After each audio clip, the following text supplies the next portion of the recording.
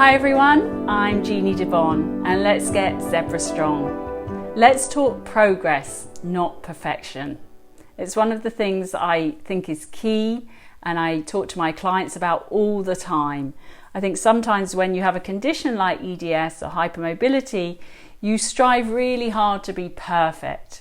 And that means that we sometimes push ourselves a little bit too much to achieve perfection.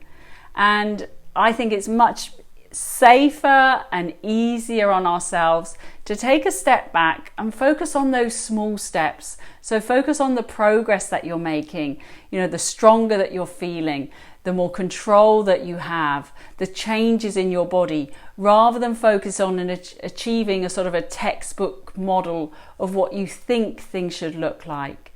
So let's take a little example of, a very common exercise, a curl up, and how you could break that down into progressive steps so that you don't attempt or don't feel you have to be able to do the end before you've learnt the progressions. And that way you can safely build up strength taking small steps.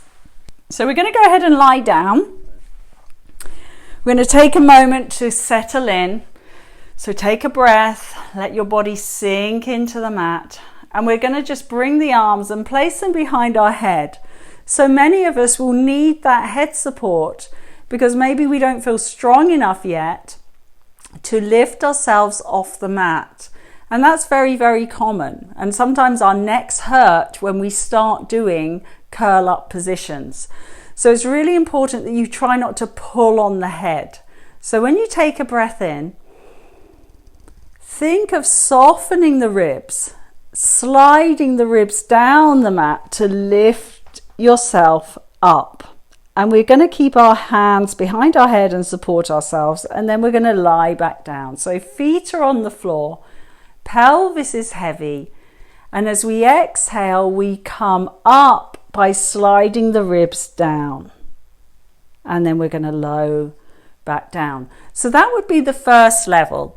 Now when you feel you're getting a little bit stronger, our next progressive step would be to do the same thing, but see if you could remove one arm when you're up in the air.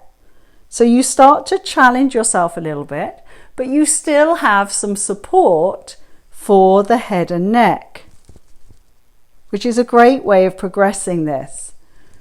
Okay, from there, you could start to take the hands away and start to see if you could peel the head, neck, shoulders off the ground without support. Okay, but this might take a little while to get there. And it really doesn't matter as long as we can start doing these things, feeling in control and without pain.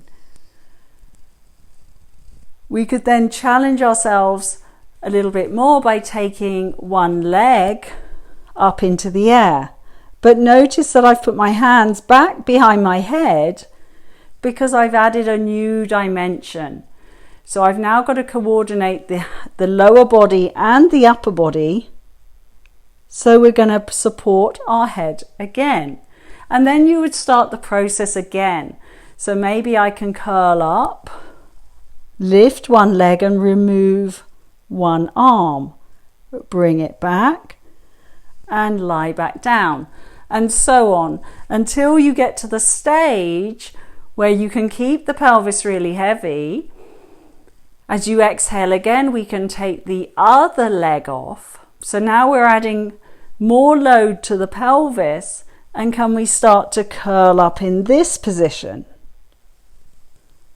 Okay, so you can see how I've chunked that down into different sections. And of course, the opportunities are endless. You can start to do lots of other things from there, removing the hands, straightening the legs, and it takes you into more classical exercises like a single leg stretch. But I've really taken my time and I've focused on those small steps, little steps of progress each time. So I hope that was useful and helpful for you in your home exercise programs. And thank you for watching. Until next time, stay Zebra strong.